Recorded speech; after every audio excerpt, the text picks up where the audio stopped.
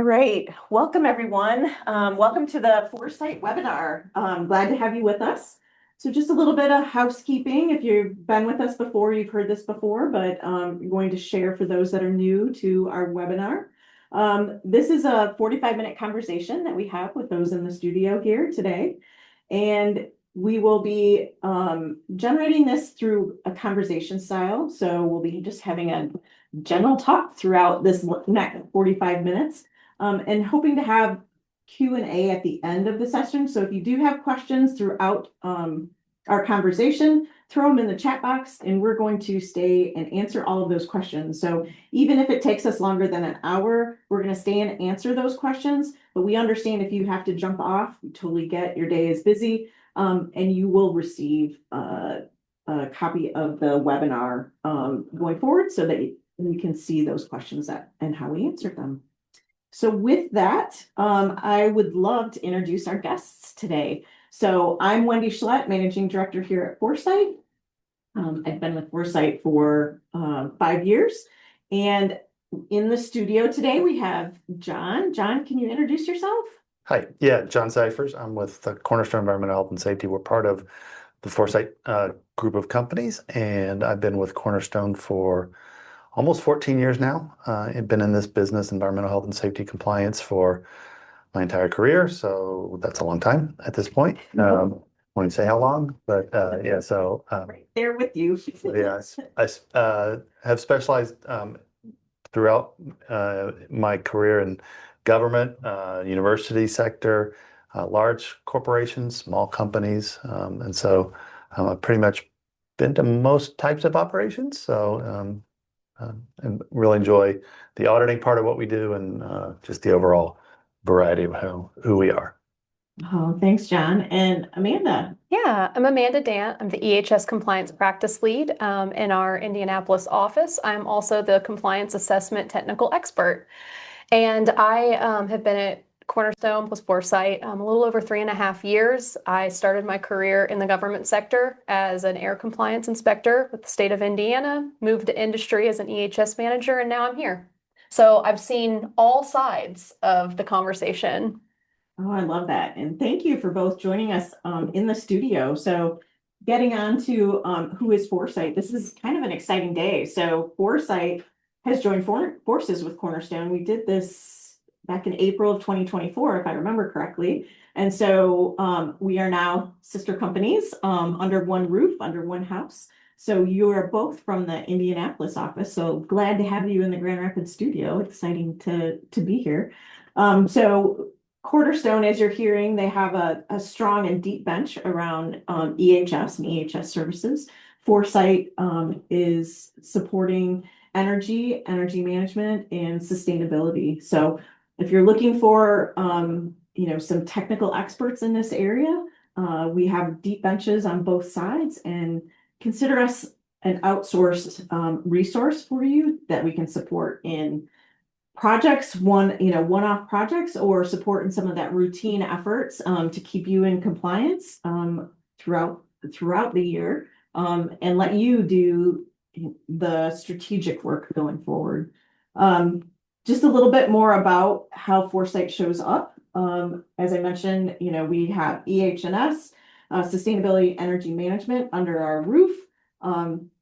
The main areas that we love to support companies in is around carbon management, sustainability, utility optimization, energy engineering, design and construction support, EH&S. So lots of different buckets, lots of different efforts to be able to support all things related to manufacturing. And speaking of manufacturing, I just wanted to share a few of our clients that we support in this space. We focus typically on mid-market manufacturing. We find that, within the supply chain, in those tiered suppliers, there's a true need for the services that we offer. The teams just aren't big enough to meet the demands that are being placed on the manufacturers today. So we support companies in aerospace. We support companies in furniture, in automotive, pharmaceuticals, just to name a few. So with that, I'd like to dive into our topic today, which is regulatory support. So We're talking here on regulatory compliance. So I'd like to throw this, Amanda, maybe to you first. Talk to me a little bit about what's happening in the industry. What is the landscape of EHS regulation in the United States? So the landscape of regulation is always changing, and that's been the nature of it from day one. There's a term in the industry you hear thrown around a lot, regulatory fatigue, and that's because EHS managers are under so much pressure with all of the wide landscape of these regulations that are out there, both on the environmental and health and safety side, all the different levels of government, which we'll probably go into at some point today, and the pressure as well as the liability that EHS managers have. You know, if something goes wrong, what are the implications of this? Absolutely. I think it feels like a ever tightening environment. Yeah. And demanding at the same time, it feels like. Yeah, policies change, administrations change, and with that, regulations might change slightly. And another thing that EHS managers have to think about in this industry is just because you're not aware of a regulation doesn't mean that you're not applicable to it. We go into facilities all the time where we say, hey, are you complying by, X regulation? And they say, I've never even heard of it. And if we were a government official instead of us, they're helping, they'd have compliance problems. Right. And once it's in a regulated space, then, then there's penalty potential as well. Absolutely. Wow, that's a challenging environment to be operating in. And you mentioned risks. And what risks do companies carry if their workplace isn't healthy or safe? So most of my work is with health and safety compliance. Do quite a bit of environmental too, but from an environmental standpoint, you have environmental damage. You have pretty stringent regulations on different types of pollution, and then of course they have the regulatory risks as far as enforcement and fines, things like that. From a health and safety standpoint, you run the gamut. Obviously we never want to get our people hurt or sick, and that's really an important part of what we do. But beyond that, people don't want to work for a company that isn't healthy and safe. So you get a lot of, if you're known as a company that doesn't necessarily care about health and safety, you get a lot of employee turnover, you get dissatisfaction with your workers, and that's just not a great way to manage your employees. We're also seeing supply chain pushback on the environmental side.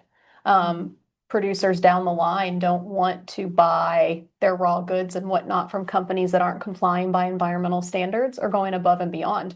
So it's not even from a worker standpoint, but also a customer and supplier standpoint. That's really pressure on the industry in general. And you also get quite a bit of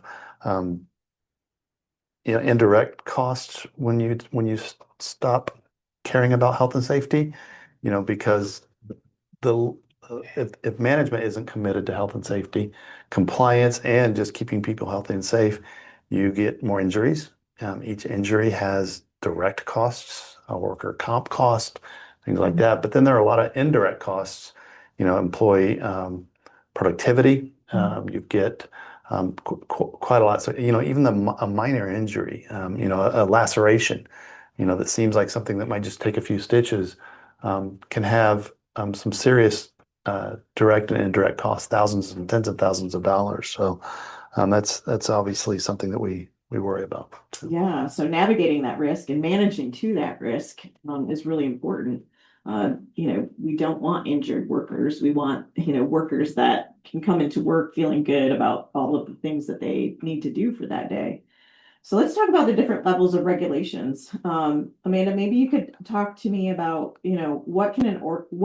how does an organization, let's take that a little bit slower. How do they determine applicability to regulations? On the environmental side of things, we have the federal level of government that kind of is the baseline for all the environmental regulations. And then states have been given the jurisdiction and the power to go above and beyond the federal regulation. And there are quite a bit of states that do that. So you might have a federal level of regulation then you also have a state level of oversight and regulation. And in some municipalities, you're going to have a municipal level of regulation. And a general rule of thumb in the regulatory sphere is that a state, a municipality can be less strict or more strict than the federal government, but not less strict than the federal government. Some examples of municipalities that go above and beyond even state levels is Louisville. Louisville Metro has their own air pollution control district. The state of Nevada, places like Clark County, in the Las Vegas area, they go above and beyond, especially on water regulations. And those are just examples of places that we've gotten into and worked with clients. I think this chart is it might seem goofy at first that the entire thing is filled out with check marks, but it's a really nice visual to show how much regulation is out there. And just to reference back to that regulatory fatigue, how do you keep up with all this? That's what I'm thinking is like, if I'm that manager sitting in the manufacturing space and looking at, I have to understand and know what local regulations, then the state level regulations, and then the federal regulations. And are they the same? Are they different? Yeah. How do they apply to my organization? That seems daunting. Yeah, and being able to read regulations is a skill in and of itself, that you could be a fantastic on-site EHS manager, but reading the regulations is just not your thing. I can understand that one. I think I've read a few, and I hate to say it, but it put me to sleep. Oh, they're circular, of course. It'll be like, oh, reference this, and then that one will say, well, reference that, and it just sends you on a wild goose chase. Oh, so we're running around trying to figure out what's applicable. So let's walk through how companies can keep up. What do you recommend to support companies in identifying and avoiding regulatory gaps? John, maybe you could take this one. Make sure I'm on the right slide. So we almost always try and start with some sort of a gap analysis, some sort of regulatory compliance assessment. And that's, a step-by-step evaluation of what regulations a company is exposed to or subject to. From like for a health and safety standpoint, we walk through every OSHA standard and we look at the applicability and then whether or not they're complying with those regulations and how they're complying. In the end, it's typically it turns out with a list of findings that has generally a to-do list, if you will, that I think Amanda's going to talk about in a little bit. But that's just a great way to really get a big picture understanding of how you're doing. Sometimes we start off with sort of an assessment level, and then we'll dig deeper and do like auditing of actual numbers and things like that. And that's, just a really great way of understanding your gaps and where you need to go.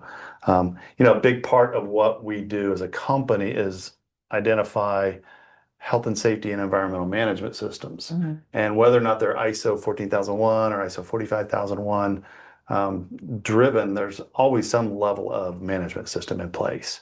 It can be a good one or a bad one. It can be operational and fully functional, or it can be, sitting on a shelf on a bunch of binders. So that's really what we're looking for, is where are they at in their management system. If they're ISO 14001, they're typically some level of sophistication higher than, somebody that isn't. But that doesn't mean that they are 100%. We do audits all the time at ISO 14001 organizations or 45001 organizations that are not meeting compliance requirements. So there's a difference, subtle, but a difference. So the regulatory compliance assessment can really, really help them commit more to their ISO 14001 certifications. Because a baseline for that kind of certification is compliance with the regulations. So if you can't meet that, then you're probably struggling to meet other requirements for it. So this gap assessment essentially really helps an individual and an organization understand what they're subject to. So all of those different check boxes that were on that previous slide, it will help them identify what those local, state, and federal regulations are specific to their organization. Right. And what happens? So is there a challenge if they don't know what they're subject to? Like, is that even a possibility for them to say to a regulator, like, I don't know that, Yeah. I wasn't aware that I was subject to this, and is Yeah. that okay? As a former regulator, that happens all the time, especially with the federal NESHAP and NSPS regulations, which are the National Emission Standards for Hazardous Air Pollutants. So That's a people mouthful. say it is. Yeah, the acronyms in the EHS world are wild. That's why there are so many. It is very common for, we get in these gap analysis, these gap assessments, and you ask like, oh, okay, are you submitting your, whatever report or doing this, and you throw out an acronym like that, and it's like deer in headlights look, like, what are you talking about, sort of thing. That's very common. We're used to it as well. I always say if there are little to no findings in a gap assessment, it means that it's a waste of money on the client's part to have us in there, because you want to go in and identify those gaps and have the corrective actions. And if we're not identifying them, then we must not be digging deep enough. But absolutely, ignorance of the law is no defense. That will be, and a regulator, if they find one of those things, they're probably going to start digging deeper into other things. And that's, you don't, going through an inspection, as a former hazardous waste inspector, going through an inspection, you want them to find as few things as possible, and related or not. And so the better you can avoid that, the better off you are. And if you say, I don't know, that's probably not the right answer. Well, it's interesting. So if a company was to work with Cornerstone, then we would want to come in on behalf of that organization in an effort to support them to find as much as possible, so that when the external auditors come in, it sounds like they find nothing. Like, it sounds like there's a different need for each of those types of efforts. Absolutely. I mean, I always tell clients, don't be afraid to ask questions and tell me things, because it's much better that you're telling this to me and we can solve these problems than if I were a regulator that walked through your door. That's It's kind of the opposite of when you're going through an inspection. In an inspection, you just want them to follow you straight to whatever they're asking about. For us, when you're doing we're trying to find things, you want us to open every door, and you want us to look under every in every cabinet. And almost literally. Yeah, literally. Show me your chemicals, please. That's exactly right. And so, we're there. We're working for them, and that's sometimes it kind of depends. Sometimes corporate will hire us, and then the site contact might feel a little threatened. And then you always, pretty much every employee that you walk around with, or ask a question of, they always feel threatened because they think it's an inspection. But that's part of the skill of being a good auditor, is putting people at ease so that you do find those things. And that's one of the skills they teach you as an inspector when you're with an agency also, is putting people at ease, get them talking. And that's how you find things. Yeah. Oh, that's fascinating. So we want to be on the side of helping and educating those clients along the way. So what would the next step in that process be? So you've completed the gap analysis, that first step, that assessment. What happens next in the process? So clients receive an assessment report, and this assessment report is really line by line, every single regulation that they're applicable to, even things that they're not applicable to, they're in that report just for future reference, and knowing that you're not applicable. And then if there are any gaps in compliance, they're going to be recommended corrective actions, or as the slide says, a punch list of corrective actions. And this is what's recommended by Cornerstone. It's usually just exactly what the regulation requires. And the punch list, just example of things we see quite often would be air permit record keeping. Maybe there's a small gap in what records are being kept. Maybe you've been doing annual reporting for stormwater, but you actually need to do semi-annual reporting. That could be a corrective action. Or you might even have small ones, like for stormwater, you have a lot of best management practices you have to follow, like good housekeeping. And you could have a small corrective action like, hey, you had litter around your outfall and you need to get that cleaned up. Because even small things like that can cause regulatory concern. Oh, interesting. So it's a great way for them essentially to get their house in order. So that if a regulator does come in, that they're ready to go and they can answer all those questions. Yep. Oh, that's fantastic. So I think there's another step in the process. So we've fixed everything. How do you keep it from happening again and again? So that's really where the management system comes in. Okay. Again, it can be as formal as doing something that conforms with the ISO standards, 14,001 or 45,001, or it can be, something that just, has that same strategy of, don't leave it all in one champion's hands. And that's one of the things that we oftentimes see during employee turnover or manager turnover, particularly. Oh, An EHS manager leaves, they're the champion of the system, and the system falls apart when they leave. Very common. It's probably more common than not. There are many of our clients that we are the only static thing for them as far as compliance. Us wow. being there for 10, 12, 15, 20 years is what keeps their system running. Their managers turn over every 1 or 2 years, and we're the Mhm. ones that keep them going. But if they have a good environmental health and safety management system in place, that requires a lot of things. Key of which is, management commitment. You have to have management commitment to have a particularly a certified to ISO system. You definitely have to have employee participation, and then so it spreads out that kind of the champion role, because you can't just have one person doing this. And if you do it that way, then when one person leaves, and then you have redundancy and resiliency built into your system. So that also forces them to go through an annual audit. If they are ISO certified, they have to prove that they're doing it. They have to develop environmental aspects or health and safety risks. They have to continually work on those. They have to have a plan or a program for their high risks. They have to have some level of activity going on. So it just keeps all your health and safety and environmental management top of mind. You're living it. You're living the system. And another key thing that we also see with ISOs or other effective health and safety management system companies is they truly live it. They have procedures and programs in place that keep them focused. Whereas, a lot of regulations require written programs, or a lot of regulations require written procedures. But I'll tell you, more often than not, those things sit on a shelf somewhere or sit in some computer file not being used. If you have an effective health and safety environmental management system, you're kind of forced to do that. You're forced to live those procedures and those programs. So that's a huge part.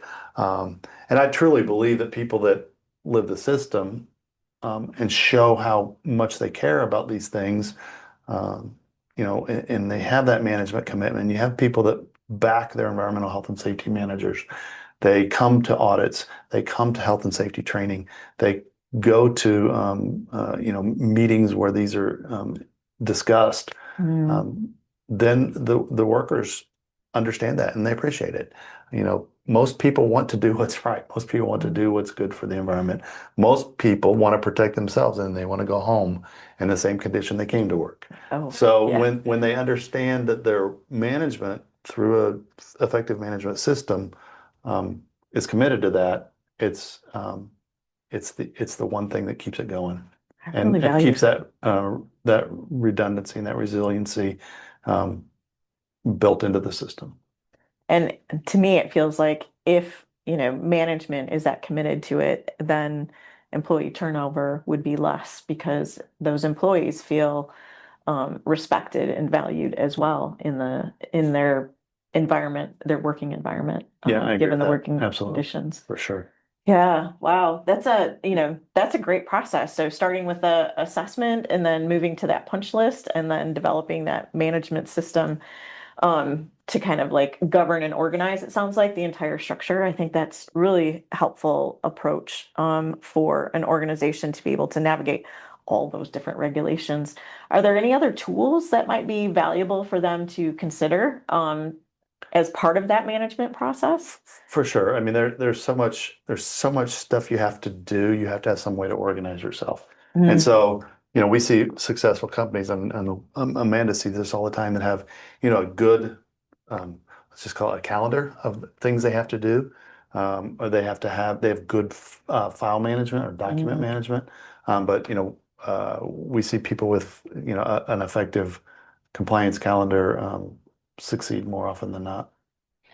I know when I was in industry, I, kept my own sort of compliance calendar to manage the programs at the facility, but I was responsible for keeping it up to date and thinking about that. And, if I wasn't aware of a regulation or things changed, I'm only as good as that Excel file that I created. And a really cool tool that Cornerstone has is that we've developed a digital compliance calendar that Cornerstone maintains at a minimum quarterly basis. And ideally, this would come after the environmental gap assessment, where we're aware of what a facility is applicable to, when they have to do it, all the state and municipal regulations. And then it is a fully managed, just basically hands off for the client tool that they can log in. And there is a calendar that tells you what you have to do, when the due dates are. Do you have a permit coming up? Do you have to do monthly things? And it can even be at the plant level. So, Cornerstone, we can't necessarily come on site weekly to do visible emission checks. But in that compliance calendar, we can have that event in there to remind you or remind anybody who has access to compliance calendar that you need to be doing that on a weekly basis. That's a great tool. And we're constantly keeping up with the regulations. So, like I said, at least on a quarterly basis, if there is a regulatory change that affects your calendar and your compliance, then we're going to be changing it for you. You don't have to think about it because, like I said, there's a lot of pressure on EHS managers. You have enough to do, boots on the ground, let someone else handle the upkeep of when things are due. Well, and then just thinking through that and knowing that somebody else is paying attention to what might have changed in a regulation so that it's not just me, that feels like there's community there. It feels like there's support there. That is just such a valuable resource going forward, because I can remember back in my career thinking, I'm the only one who's trying to stay on top of all of this regulation. That seems so daunting. And having that compliance calendar would have been really beneficial. Yeah. Oh, that's awesome.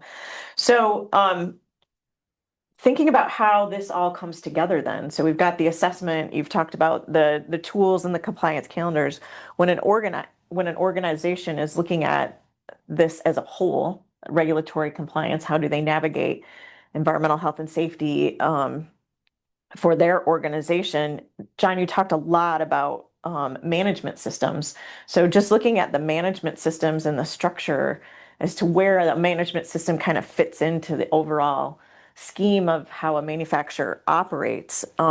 We've got a really great slide here that kind of talks through that holistic strategy. And in many respects, this covers not just environmental health and safety, but also on the sustainability side. It can dive into the energy side. Like, this is a really holistic approach to how you navigate sustainability, environmental health and safety and sustainability. So it's interesting to see where, knowing that you've got, the governance structures of the organization, the business decisions that are being made, and then moving into and aligning your environmental health and safety systems, your environmental management system, your energy management system, your health and safety management system, taking that governance structure and pulling it into those systems and then carrying that down onto the manufacturing floor and having those procedures in place just seems like a helpful structure to be able to navigate. Absolutely. I mean, one of the things that I really enjoy about auditing facilities that have ISO 14001 or ISO 45001, they have to identify their their really significant aspects, things that environmentally that they're doing. So we had a company that they were ISO 14001, and they, their biggest environmental aspect was water use. And so, their program was to find a way to get rid of or minimize water use, reuse water, whatever. But it forced them to kind of integrate with facility management so that, and also finance, because, just buying the water. So they worked hand in hand, and it just forced them to do things together. So that's where I think, exactly what you're saying as far as how ISO 14001 and 45001 forces, the compliance end is the baseline, but the conformance with the audit, with the whole system forces really a more integrated, a more holistic approach, and really gets different entities of the company talking to each other. We'll find even things where quality is in charge of ISO, but then they have an environmental health and safety manager that's in charge of compliance, and they don't talk to each other. So if they're forced to through things like their whatever program or whatever plan in place there to deal with their significant aspects or their significant hazards in health and safety, it forces them to get together and work through that together. So it definitely is a huge tool for a more holistic approach to sustainability and keeping people healthy and safe. So I'm gonna, if you don't mind me, I'm gonna take a moment and ask a question around aspects. So this is something that I've heard the term many times, but I know that I've also seen a lot of confusion around what is an aspect. Do you have a way to define? Can you define it for us a little bit? This is a hot question right here. The standard ISO 40001 environmental aspect is pretty much anywhere that your organization interacts with the environment. Okay. So that can be negative or can be positive. So we do a service where we effectively maintain or identify environmental aspects and impacts. And so we actually have different columns in our list of adverse or beneficial impacts or adverse or beneficial interaction. So for most folks, it's what pollution do I have? What environmental pollution do I have? So that's air emissions, that's water discharges, that's waste generation, that's chemical use or chemical spills, things like that. Okay. But it could be things like an aspect would be I'm reducing the amount of water I use. That's those can be either minimizing a negative or could even be considered a beneficial aspect and impact too. So it's something that could be regulated, and it's something maybe that's not always 100% regulated Oh, because absolutely. water For sure. water use, I think, was the example you provided, is like us drinking water is not necessarily a regulated. So in this It actually is, believe it or not. case, from an environmental standpoint, that wasn't the big driver. Water use from a environmental compliance standpoint, that wasn't the big driver. It was basically using natural resources.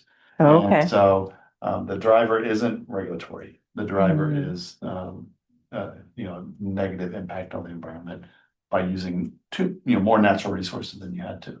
Okay. And every time you have to make good water, you have to go through a whole process. And every time you discharge water, you have to go through a whole process. So that is, if you can save those things from happening, and the company ended up with an entire system in place to reuse their water. Oh, fantastic. So that it was, and that's a very common one. And you mentioned energy use is a hugely common one that you see as a negative impact.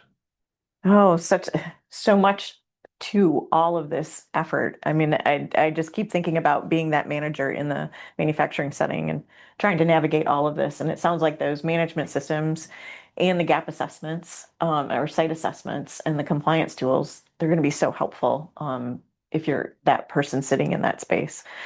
Talking about like how we see this show up in those manufacturing settings, can you provide maybe some examples of EHS compliance gap and how companies are addressing them? I have a fun one we've been dealing with, and we've been seeing this a lot more often, and it's really exciting because it points to economic growth and expansion. But we'll see that a corporate client will buy out a smaller company in even perhaps a different state than they're used to operating, or it's the first time they've expanded operations into a state. So we will go in and do an environmental gap assessment on these new locations because they were not under the control of the corporation at the time, and the maybe corporate EHS manager wants to know, where do we stand on these sites? What needs to be done? What management systems need to be put in place to bring them under our EHS management umbrella? Okay. So those are always fun because things that we talk about and find are also usually news to the the corporate EHS manager, and we're helping them to build and expand that management system.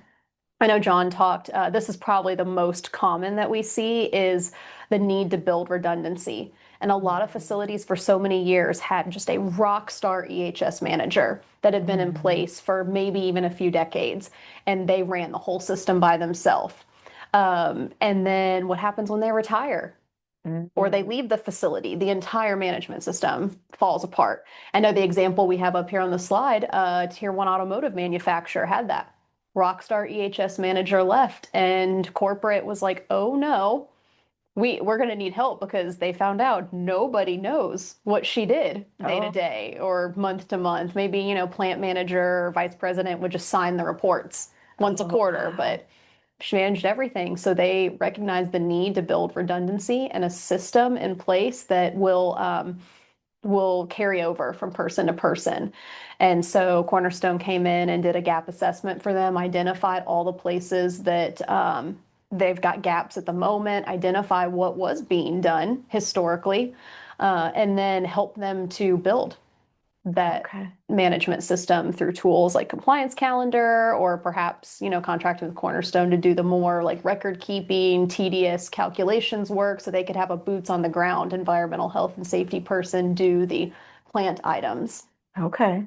Man, I could only imagine. I'm curious how many people that it took to replace that one person that left. But that sounds, spreading that out across the entire organization then seems like a really, really beneficial. Like, it's fantastic to have that rock star, but then what happens when they retire? Like, don't think about that often until you're actually in that space of having someone electing to move on to the next stage of their life. Or forced to. You never know. Yeah. Wow, what a great example. John, do you have any on the health and safety side that are? So, we talk quite a lot about, companies that hire us to do assessments, do a gap analysis, help them fill those gaps and help them manage that. But that's not the only scenario we see. A lot of times, a company may be ISO 14001 or 45001, and they may go through a consistent system, and they may already have a real mature system, but they don't necessarily have somebody that comes and does a third-party audit. Everyone's. So this company, basically, it's a corporate organization, in fact, international organization, hired us to do those, basically third-party audits of their system. And so effectively what they did is, and they'd started this many years ago, and so every 3 years a company went through a third-party audit, one of their sites.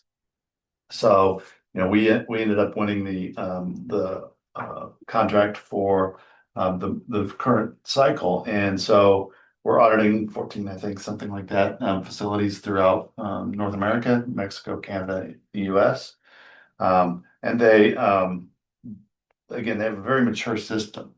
But the thing that you also have, and this is, think about like walking through your garage. And you just walk through your garage every day and you don't necessarily see all the mess. So having somebody who's an objective observer come in and look at your system once every 3 years is fine. We'd like to see it once every year, but pay for that, that'd be great. The objectivity helps us to identify things that they don't necessarily think. So we did one just a couple of weeks ago where the facility manager, the EHS person, was transitioning to another plant. So they wanted to get all their ducks in a row before they did that. And so, and she'd been there 5 years, whatever, something like that. Pretty experienced person, had been through big organizations and done a lot of pretty heavy duty lifting in the environmental side. Not so much in the health and safety side, but she was tasked with all that too. So we did the audit and we're able to help them identify some gaps that they'll fix through their system. And then, obviously that'll be something they carry on, in the future, I hope. Mhm. And the next environmental health and safety manager, will be able to, come with a clean slate. So that's, and every single plant has a different story. Okay. And that's a really huge, I guess that's probably my favorite thing about doing these audits is, you get to hear the stories, you get to learn the people and you get to understand them, all their different backgrounds. Mhm. And then of course, not only that, you get to see what's being done at a plant and, take those experiences. Having been to hundreds of plants, Mhm. take those experiences to the next plant is a wonderful thing. And, we really love working with people on that. So anyway, that's a really good example of, one of the times where we literally are just the auditor portion of this. Mhm. But that's something else we can provide. Well, it's interesting because you touched on a couple things that come to mind for me. One is that tunnel vision.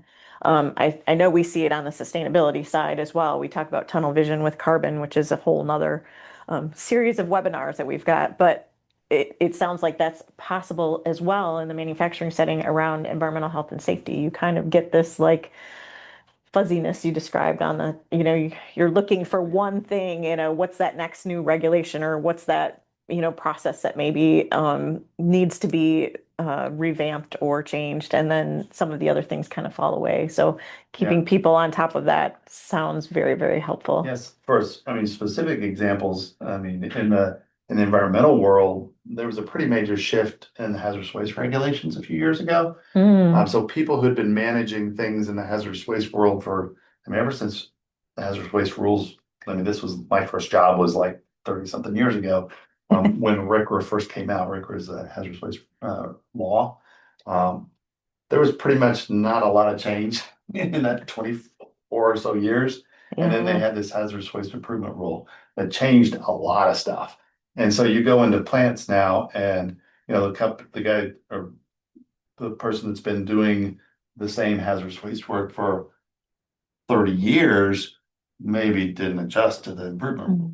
And so that's usually not terribly non-compliant because it's actually some relief, but there's a lot of different stuff they have to do. So, if they haven't seen that, if nobody's told them, or, some people, if you're in your career for a long time, you think you already know it all. So you don't need to keep up with conferences and rules and things like that. Well, that's not true. And so having us in there on a regular basis helps them avoid that. Well, and the other thing you said too was that you're supporting regulations outside of the US, even. You said Canada and Mexico as well. So, my goodness, staying on top of United States regulations is one thing. So, can you share just a little bit about like Mexico and Canada? All the strategy about pollution management and health and safety management is consistent. The approach is divergent at best. Okay. And the thing about both Mexico and Canada is while they do have some national standards, they very much rely on state or their different local or regional requirements. So you almost have to have, like in the US, you have the federal kind of the overriding rules. And then some states are a lot of states they differ somewhat, but not nearly as much as Canada and Mexico. Oh, So we have partners in both that help us with those things. So we do the audits and they'll assist us on that because the expertise there is very, very specific. But yeah, it's and they're fun because you end up with a different approach and a different understanding, Mexico particularly, because their individual states or localities are very, very different. And that, the whole enforcement strategy, the whole enforcement scheme is drastically different. Okay. But all in all, the whole goal is reduce pollution in the end or reduce worker risks and injuries, illness. And it sounds like the approach that you just described of doing an assessment, generating a punch list, having a management system in place is going to help no matter where your facility is located. Absolutely. Yeah. So with that, I'm going to wrap things up. Thanks to both of you for being in the studio today, for making that trip up. We're open now for Q&A. And it just dawned on me, I forgot my phone again. So we're going to be relaying questions out to us from our desk behind us. So thank you for that, Carolyn, and I apologize. For compliance calendar, if we have a portfolio of facilities in different states and areas, is there a corporate account or is it only tracked at the facility level? It can be whatever the client wants it to be. We have some clients that have a corporate compliance calendar. We have other clients that are large corporations with dozens of facilities in different states, and each individual facility has their own calendar. So we do have several large clients that have, basically a portal for each location. And it'll have, we'll bring up the reminders for every single location. And that's extremely helpful for these folks who are managing 100 sites. Oh, I can only imagine. They'll end up with, because it's as into the weeds as do your weekly hazardous waste inspection. So they can audit via the calendar. And then another thing we hadn't talked about was our electronic file cabinet. Very similar concept in that you have to do something and almost document or it doesn't exist. So you have to have some level of record of that. And so we provide an electronic record keeping.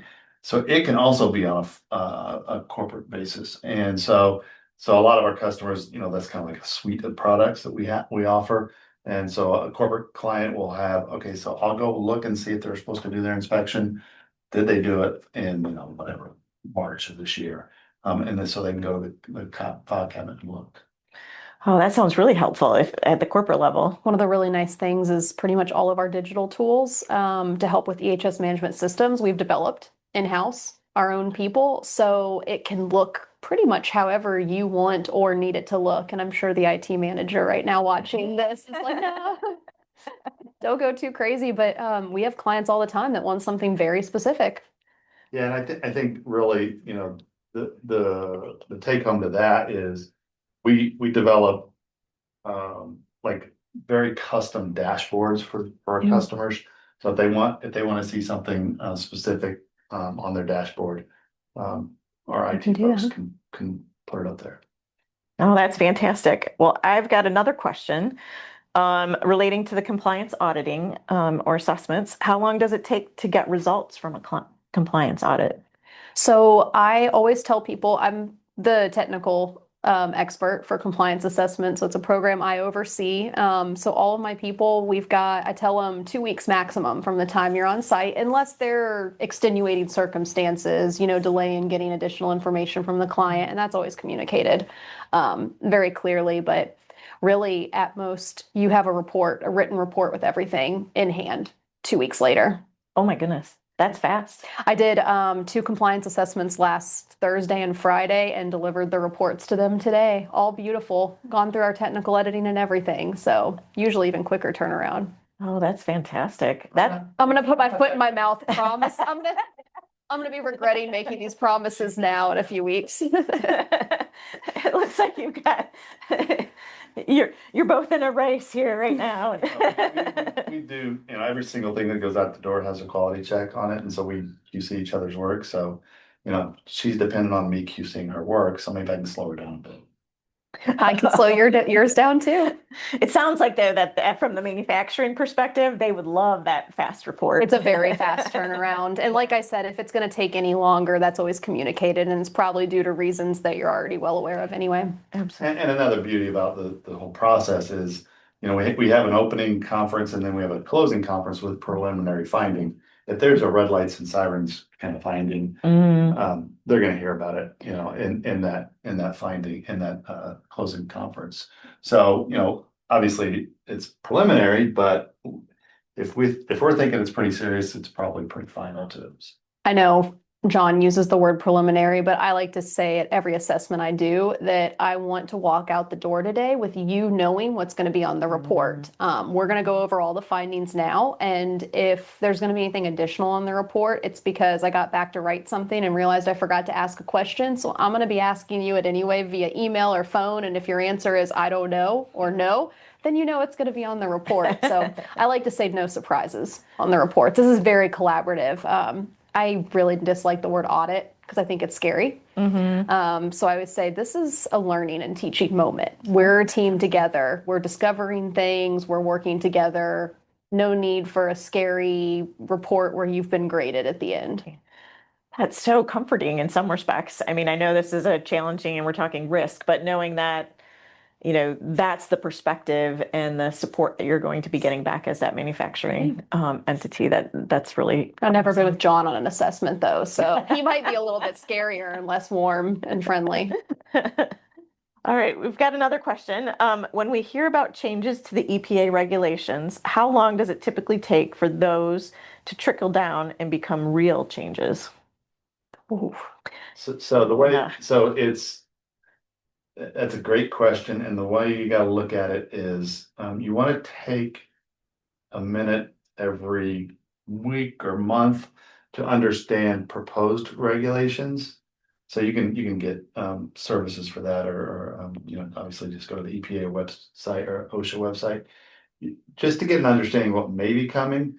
But what you really need to pay attention to is when regulations go final. So once a regulation goes final, they will have an effective date in there.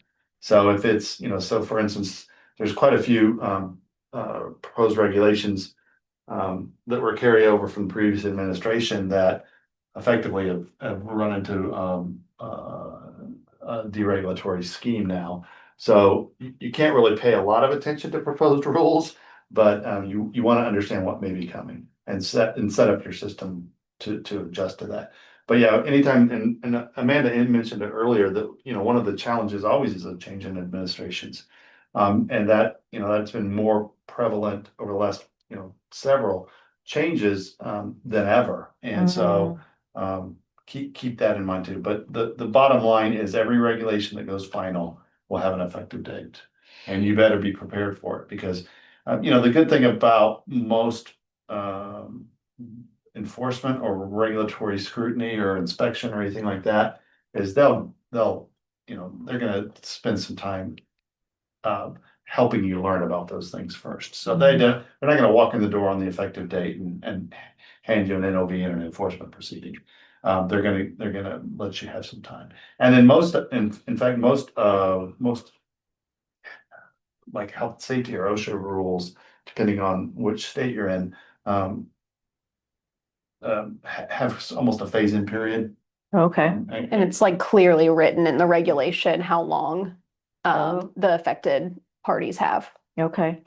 Well, one regulation that comes to mind, this one's not at the EPA level, this was at the state level in California. They came out with regulation to report greenhouse gas emissions. And I know the rule, okay, so this is me getting a little in the weeds here, but the rule came out saying that there's an effective date, John, like you described, of January 1, 2025. And I think, or 2026, sorry.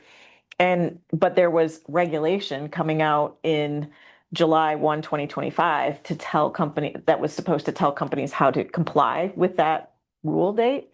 And the state provided guidance, but not guidance, but frequently asked questions. So companies were kind of like, oh, now do I have to really comply with this? Because the state didn't really come out with any guidance or what I'm supposed to do. And so it left companies a little bit uncertain. But that as you're describing, that rule date is still in effect because nothing's changed around that rule date. So, and I do, having been around for, through a bunch of different administrations, you can kind of count on at least some level of, I guess, goodwill, grace, whatever you want to call it, when a new regulation comes out.